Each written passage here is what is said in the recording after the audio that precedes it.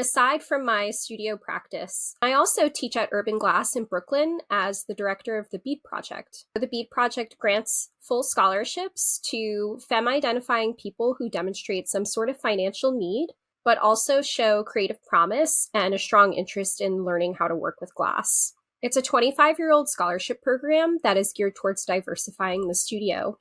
I went to Virginia Commonwealth University for grad school when I switched gears a bit and began using things I write as a lens through which to explain and express what I'm making.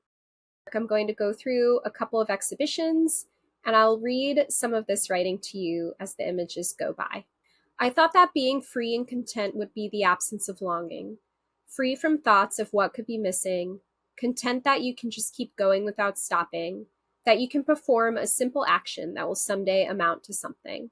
I found what was most important to me was to create objects that could reveal the redeeming moment, the banishment of longing, the feeling of coasting downhill, barely a thought for the past or the future, the moment in which you realize you can keep going without stopping, that everything has amounted to something.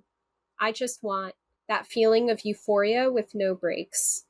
Soul bleaching that comes when you are alone making pace, with the most unkind morsels of the self removed, so that you can go free and content. Learn about glass artists and researchers in their own voice.